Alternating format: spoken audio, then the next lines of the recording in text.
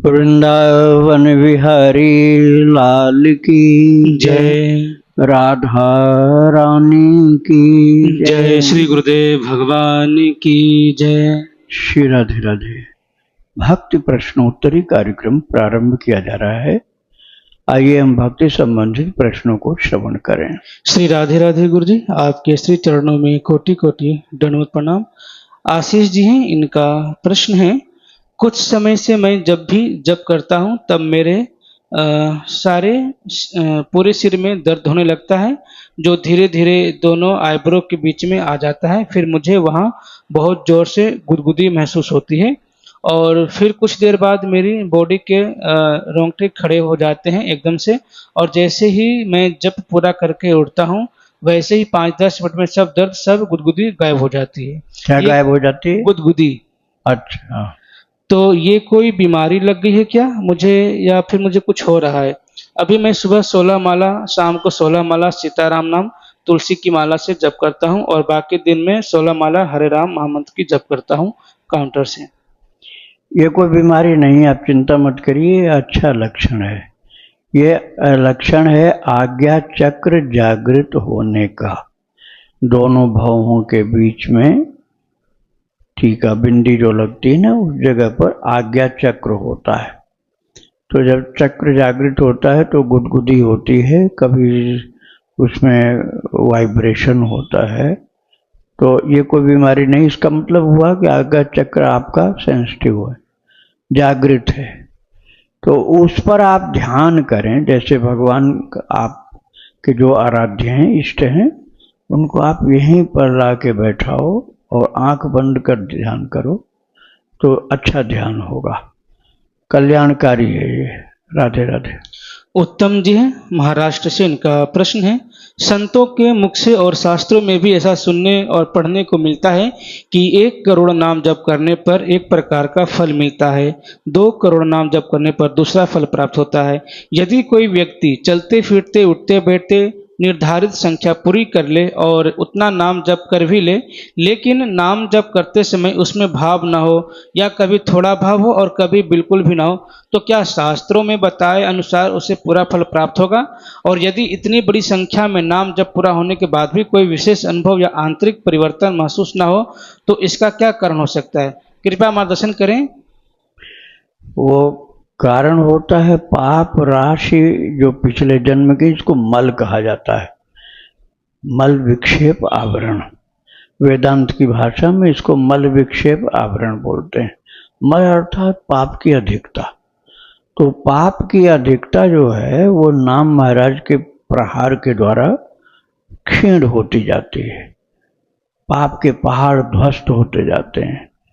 तो जब तक पाप से मुक्त नहीं हो जाते हैं तब तक दूसरा कोई फल नहीं दिखलाई पड़ता है नाम जप का, चाहे जितना आप कर लो। लेकिन जब पाप राशि समाप्त हो जाएगी तब वो फल आपको दिखलाई पड़ने लग जाएंगे, क्योंकि अब वो नाम की शक्ति पाप नाशने में नहीं जाएगी, आपके अंदर दिव्यत्व प्रकाशित करेगी। दिव्यत्व का जागरण उत्पन्न होना शुरू हो जाएगा। राधे राधे। इनका दूसरा प्रश्न है, नाम जप में मन स्थिर कैसे हो, नाम में रुचि और प्रेम कैसे बढ़े, तथा मेरा मन पूर्ण रूप से नाम जप में कैसे लगे? जब आप भगवान से अपना रिश्ता बनाओगे, बिना रिश्ता के नहीं हो सकता है। बहुत ज़्यादा प्रेम भरा हुआ रिश्ता हो आपका भगवान के साथ, उनको अपना मानो, अपना रिश्तेदार खास, जैसे बेटा, भाई, स्वामी, सखा, प्रियतम, कुछ भी आप रिश्ता मान लोगे, बहुत घना रिश्ता, और वो रिश्ता और दूसरे से किसी से न हो, तो फिर उसमें मन लग जाएगा और आनंद भी ज़्यादा आएगा। राधे राधे। तुषार जी दिल्ली से, प्रश्न है, गुरुदेव, मेरी माता जी को कई वर्षों से अर्थराइटिस गठिया की समस्या है। वे नियमित रूप से नाम जप, पूजा पाठ, व्रत आदि करती हैं, साथ ही डॉक्टर की दवा और योग भी कर रही हैं। भगवान की कृपा से पहले की तुलना में कुछ लाभ हुआ है और बीमारी धीरे धीरे कम हो रही है, परंतु अभी पूर्ण रूप से ठीक नहीं हुई है। गुरुदेव, कृपया मार्गदर्शन करें कि कोई ऐसा आध्यात्मिक उपाय मंत्र, स्तोत्र, पाठ, चौपाई आदि जिसे माता जी कर सकें, जिससे स्वास्थ्य में सुधार हो तथा भक्ति और साधना में कोई बाधा ना आए। यदि कोई विशेष नियम या पाठ हो तो कृपया उसकी संख्या और विधि बताने की कृपा करें। अब आपको थोड़ा थोड़ा हम कई तरह का बता दे रहे हैं। एक तो ये है कि जड़ी बूटी वाली दवाई अपने रसोई घर वाली दवाई आप खाइए। वह है हल्दी, मेथी और सौंठ। पीस पीस कर, बिना पीसे नहीं, अलग अलग पीसना। हल्दी को पीस लो, मेथी को पीस लो, सौंठ को पीस लो, वजन बराबर हो, उसके बाद मिला दो। खूब अच्छी तरह से मिला करके एक एक चम्मच सुबह शाम गर्म पानी से खाओ। एक तो ये करना, इससे भी आराम मिलेगा। और यदि आप अच्युताय नमः, अनंताय नमः, गोविंदाय नमः इसका जप करें, करवाएं, तो इससे भी आराम मिलेगा। और दैविक भौतिक तापः राम राज नहीं काहुहि व्यापः, ये 108 बार करें तो इससे भी लाभ मिलेगा। इसमें खर्चा तो कुछ है नहीं, एक प्रकार की भक्ति का ही लाभ मिलेगा और शरीर के भी स्वास्थ्य का लाभ मिलेगा, तो इसको करना चाहिए। राधे राधे। अदिति जी हैं अमेरिका से, इनका प्रश्न है, गुरुदेव माला अगर टूट गई हो तो क्या करें, या गुम गई हो तो क्या करें, कैसे पता करें? मैं अमेरिका में हूँ, कैसे भक्ति करें कि भगवान इसी जन्म में मिल जाएं? माला टूट गई तो काउंटर से जप कर सकते हैं, उंगली से कर सकते हैं। और यदि वहाँ पर कोई मंदिर संस्था कोई भक्ति वाली हो तो वहाँ से तुलसी की माला भी आपको मिल सकती है। माला टूटने से भजन नहीं बंद करना चाहिए कि जब तक माला नहीं मिलेगी तब तक भजन नहीं करेंगे। जब करना है जैसे भी बन जाए, बिना माला के जप करो। श्री राधे राधे। सुशीला सिंह जी हैं, इनका प्रश्न है, गुरुदेव मुझ अज्ञानी का मार्गदर्शन कीजिए। मैंने सुना है कि संतों के मुख से कि नाम जप से सब कुछ मिल जाता है, सब कुछ हो जाता है, और 5 करोड़ नाम जप पूरे होने पर जो भी मनोकामना होती है वो जरूर पूरी होती है। तो गुरुदेव भगवान, मैं एक स्टूडेंट हूँ और मेरा मन पढ़ाई में कम लग रहा है। यदि मैं डेली 12 घंटे नाम जप करूं तो क्या मेरे 5 करोड़ नाम जप पूरी श्रद्धा से पूरे होने पर बिना पढ़ाई किए क्या मेरा मन चाहा एग्जाम में सिलेक्शन हो जाएगा? नहीं, वो भौतिक चीज है और यह आध्यात्मिक चीज है। भौतिक चीज और आध्यात्मिक चीज दोनों अलग अलग हैं। अब देखिए, आपको ज्ञान की प्राप्ति की इच्छा होती कि भगवान का प्रेम मिले, भगवान के संबंध में कुछ ज्ञान हो, तो वो बात तो इससे लाभ होगी।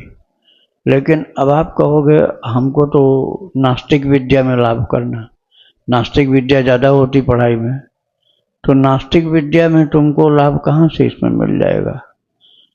जो भक्ति वाली विद्या होती है ना, वो लाभ मिलता है। आप पढ़ाई भी करो क्योंकि आपको अर्थोपार्जन की विद्या पढ़नी है, तो अर्थोपार्जन की विद्या को पढ़ने में आपका मन लगाना है, बुद्धि लगानी है। भक्ति अलग चीज़ है, भक्ति तो ठाकुर जी से संबंधित होती है, भगवान से प्रेम करना भक्ति है। राधे राधे। गायत्री जी हैं, इनका प्रश्न है, गुरुदेव भगवान, हमें अपने गुरुदेव भगवान पर अटूट विश्वास कैसे हो और हमारा मन लोगों के गलत वचनों में ना जाकर गुरु वचनों पर चले, ऐसा कोई अचूक उपाय जो पत्थर की लकीर की तरह हमारे मन पर असर करे और हमें गुरुदेव भगवान के चरणों की सेवा लायक बनाए, ऐसा कोई विधान बताएं, ऐसा कोई उपाय बताएं कि हमें गुरुदेव भगवान के चरणों में हमें अलग ना कर सके कोई। उसके लिए भगवान ने कहा उद्धव जी से 11वें स्कंद में भागवत जी में, न मर्त बुद्ध्या सुयेन सर्वदेव मयो गुरु, न मर्त बुद्ध्या सुयेन। मरण धर्म शरीर गुरु जी का मत मानो। एक चीज मर्त बुद्ध्या मतलब मरणशील, ऐसा गुरु जी को मत मानो जैसे हम मर जाएंगे और दूसरा कोई मर जाएगा ऐसे भी मर जाएंगे। शरीर तो नहीं रहता लेकिन सूक्ष्म शरीर से रहते हैं वो। जैसे अब आप पोद्दार जी की बात करें, राधा बाबा की बात करें, महान महान जो गुरुजन हुए, मीरा जी, माताओं में मीरा जी, सुखदेव जी महाराज, इन प्रमाण इनका 5000 साल पहले सुखदेव जी ने राजा परीक्षित को कथा सुनाई थी भागवत जी की, और अभी 200-250 साल पहले अलवर के चरणदास जी को दर्शन दिया, दीक्षा भी दिया।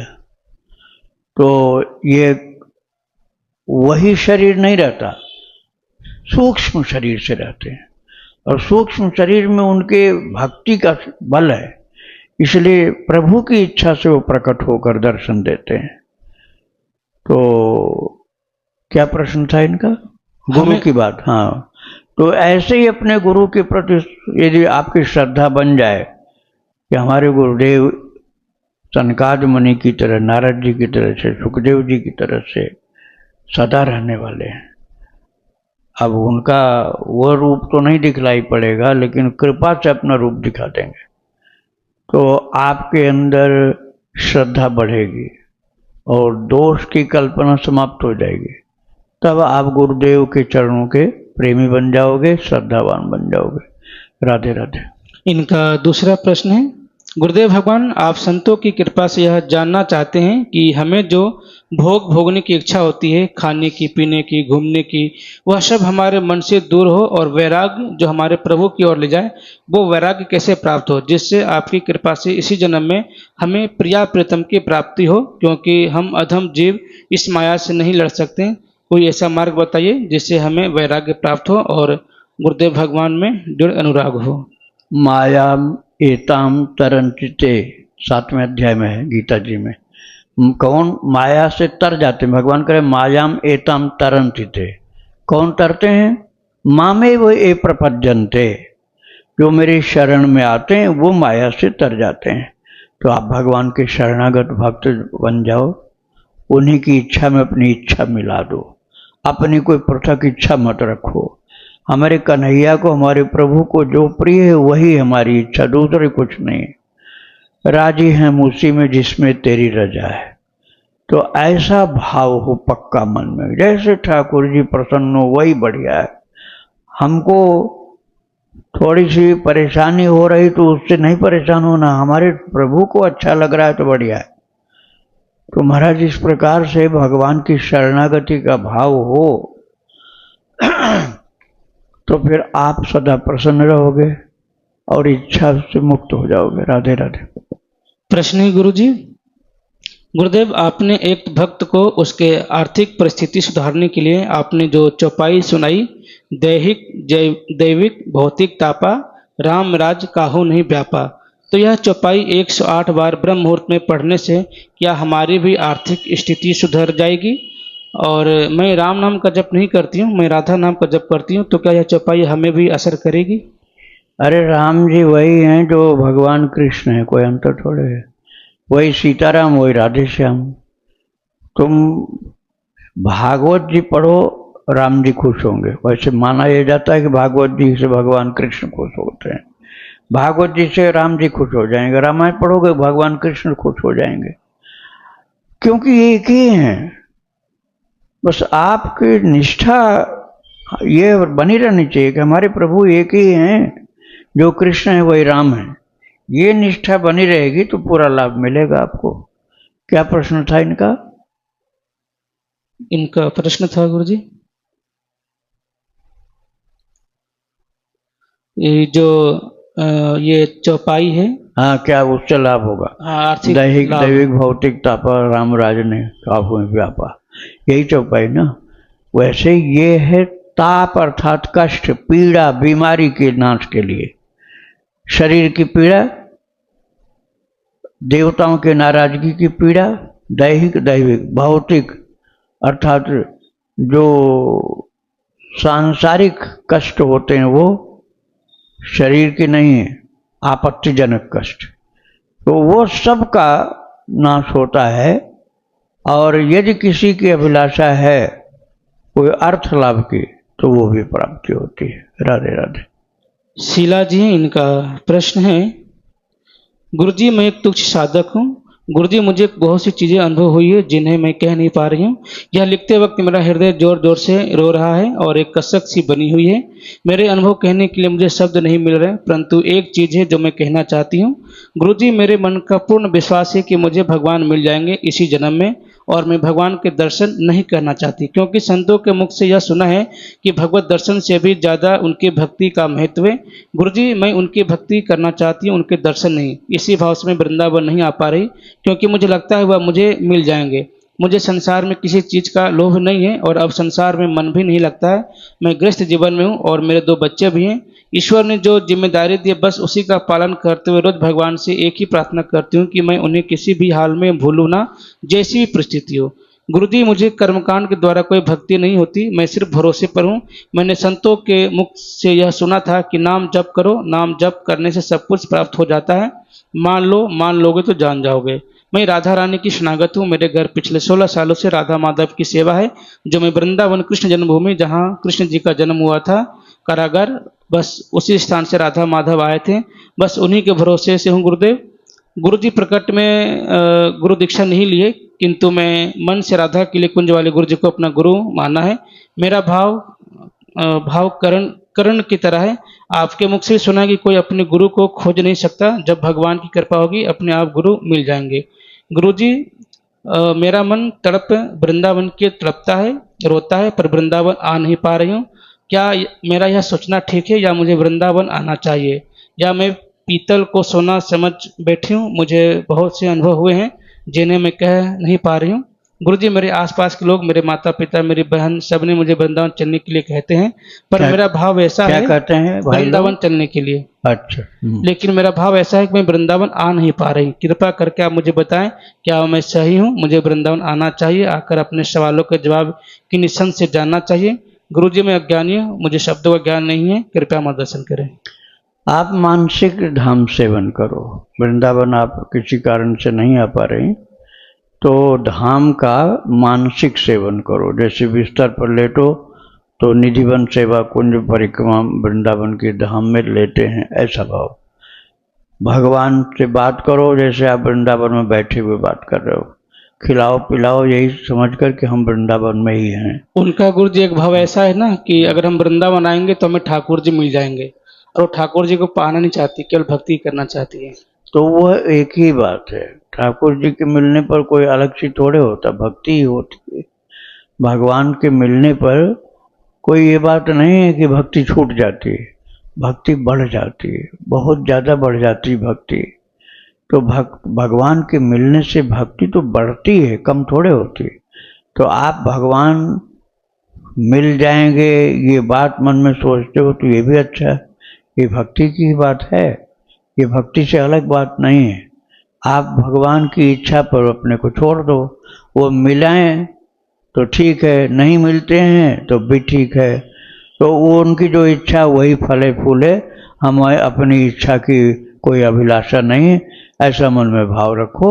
वृंदावन आने में कोई दोष नहीं है, धाम महाराज की रज मिलेगी आपको, आप आ सकते हैं और मन से भी सेवन कर सकते हैं। राधे राधे। आकांक्षा दुबे जी हैं, इनका प्रश्न है, महाराज जी, मेरी ना नए कपड़े में बहुत ज़्यादा आसक्ति है, नए नए कपड़े खरीदने और पहनने में। मैं नए कपड़े की बहुत खरीदारी करती हूँ। मैं अपनी इस आदत से बहुत ही ज़्यादा परेशान हो चुकी हूँ। मैं चाहकर भी खुद को रोक नहीं पाती खरीदारी करने से। मैं अपनी इस आदत को कैसे दूर करूँ? कृपया कोई उपाय बताएं। दूर तो हो जाएगी, लेकिन आप मेरी बात मानो तब तो। अब आप पूछ लिए और मानने को तैयार ही नहीं तो कैसे होगा काम। आप खूब बढ़िया कपड़ा खरीदो और फिर उसको दूसरे को दे दो, पहनो नहीं। फिर दूसरे दिन खरीदो, फिर उसको और किसी को दे दो। और रिश्तेदार को मत देना, अनजान आदमी को देना, अनजान किसी गैर आदमी को देना। और फिर उसको कभी मिलने नहीं जाना कि हम दिए थे वही हो तुम ना। ये मत कहना कि हमने कपड़ा आपको दिया था वही तो हो ना, ये मत बोलना उनको। और कपड़ा जो आप बढ़िया से बढ़िया खरीदो, देते जाओ दूसरे को। आप फटा हुआ पहनो, ये वासना खत्म हो जाएगी आपकी। राधे राधे। सावित्री जी हैं, इनका प्रश्न है, नरसिंह भक्त जी की तरह विश्वास कैसे आए? नरसिंह जी के जैसा अपना जीवन बनाओ, त्यागी, तपस्वी, तितिक्षावान, भजन भजन के परायण, सताने वालों के लिए भी मन में दोष नहीं उत्पन्न होना, बड़ा ही भगवान के लिए परायण, भगवान के भगवत परायण जीवन था उनका। चरित्र सुनाया जा रहा है, शायद आज 11-12 भाग हो गया है, तो आप रोजाना उसको ध्यान से सुनिए, वैसा जीवन बनाइए तो आपको लाभ मिल जाएगा। राधे राधे। इनका दूसरा प्रश्न है, महाराज जी एक दिन मैं दोपहर में लेटी हुई थी, आंखों के बीच में चमचमाता हुआ भोले बाबा का त्रिशूल दिखाई दिया, महाकाल बाबा का तिलक आंखें दिखाई दिया। महाराज जी महाकाल बाबा की यह कृपा थी या दर्शन? और मेरा छोटा भाई महाकाल बाबा के दर्शन करने गया है, तो वहां से हम क्या मंगवा सकते हैं? आप कृपा और दर्शन दोनों मानिए इसको। ये जो आपको अनुभूत हुआ ये कृपा भी है, दर्शन भी है। वहाँ से मंगाना है तो आप उनका प्रसाद मंगवा लीजिए, क्षिप्रा का थोड़ा सा जल और भगवान का चरणामृत मंगा लीजिए। राधे राधे। प्रियंका जी हैं, इनका प्रश्न है, गुरुजी मैं प्रतिदिन नारायण नाम का जप करती हूँ उंगली पर, लेकिन सोफा पर लेटकर, क्योंकि बैठकर जप करती हूँ तो पेट में भारीपन शुरू हो जाता है, तो क्या मैं गलत कर रही हूँ? शरीर जिस प्रकार से अपने को आराम से भजन करने दे उसी तरह से करिए। अब आपको बैठ करके नहीं बन रहा तो खड़े खड़े करो, चल फिर के करो, लेट कर भी करो, लेकिन लेटने पर नींद जल्दी आ जाती है, ये बाधा है। थोड़ा नींद आना शुरू हो उसी समय मुंह धो फिर से चल पड़ो, तो चल फिर करके करते रहो तो नींद नहीं आएगी और आराम से कर भी लेंगे। राधे राधे। इनका दूसरा प्रश्न है, गुरुजी आप या तो राम नाम या कृष्ण नाम का जप करने को कहते हैं, लेकिन मैं तो नारायण नाम का जप करती हूँ, तो क्या यह गलत है? गलत नहीं है, एकदम सही है। नारायण नाम थोड़ा सा बड़ा है, राम नाम 2 अक्षर का, कृष्ण नाम 2 अक्षर का, नारायण 4 अक्षर का। आप जपना चाहो खूब जपो, नारायण नाम जपा जाता है। अजामिल जी इसके प्रमाण हैं। भागवत जी के 6ठे स्कंद में अजामिल जी ने बाले नारायणा हवे, अपने बच्चे को नारायण नारायण कह के पुकारा था, लेकिन बच्चा तो नहीं आ पाया, भगवत पार्षद वो लोग आ गए थे। ये कथा है अजामिल जी की। वो नारायण नारायण ही बोलते थे। आपको नारायण नाम में जो प्रेम है तो आप वही जपिए। राधे राधे। इनका अगला प्रश्न है, मैं विष्णु जी को भोग में बतासे और जल अर्पित करती हूँ, लेकिन तुलसी पत्ते के बिना, क्योंकि तुलसी जी का पौधा बाहर चूहा खा जाता है, तो क्या बिना तुलसी पत्र का भोग चढ़ाना सही है? तुलसी का जल चढ़ा दीजिए। तुलसी के पत्ते का या मन का रखा है, तुलसी का जो पहना हुआ न हो, पहने होगा तो पसीना लगता रहता है, तो तुलसी का सूखा हुआ पत्ता हो या पत्ता का जल हो या तुलसी के मनके का जल हो, उससे भी भोग लग जाता है। श्री राधे राधे। इनका अगला प्रश्न है, गुरुजी अपने प्रारब्ध को सहने की शक्ति कैसे प्राप्त करें? उसमें भगवान की कृपा का दर्शन करना पड़ेगा, भगवान की कृपा का। अब आप कृपा का दर्शन नहीं करोगे तो सहने में घबरा जाओ, सहन नहीं कर पाओगे, परेशान हो जाओगे। और उसमें हमारे ठाकुर जी की कोई कृपा है, कोई कृपा है, ऐसा पक्का विश्वास बनाओ कि भगवान की कृपा है, जरूर कृपा, तभी प्रभु ये अपने भक्त के लिए कर रहे हैं। तो कृपा का दर्शन करते करते फिर आप सहन कर लोगे। राधे राधे। इनका आखिरी प्रश्न है, गुरुजी क्या YouTube पर गीत गोविंद लगाकर किसी भी समय, जैसे जब सोने गए हों तब या किसी और भी समय सुन सकते हैं, या इसमें कोई अपराध है? और क्या कोई नियम होता है ऐसे YouTube पर सुनने का? हाँ, ये प्रश्न करता माता है कोई? माताओं के लिए तो ठीक है। पुरुष लोगों को गीत गोविंद का पाठ जल्दी नहीं करना चाहिए, क्योंकि शुद्ध माधुर्य भाव है। गीत गोविंद जयदेव जी के द्वारा लिखा हुआ शुद्ध माधुर्य भाव है। वो बिना अर्थ जाने तो कर सकते हो, लेकिन अर्थ यदि आपने पढ़ा तो आपके मन में दोष आ सकता है। इसलिए पुरुष के लिए तो सीधा भगवान का नाम जप करना ज्यादा अच्छा है, और गीत गोविंद माताओं के लिए बहुत अच्छा है। राधे राधे। बबीता जी हैं, इनका प्रश्न है, गुरुदेव मैं श्री राधा केली कुंज वाले महाराज से दीक्षित हूँ।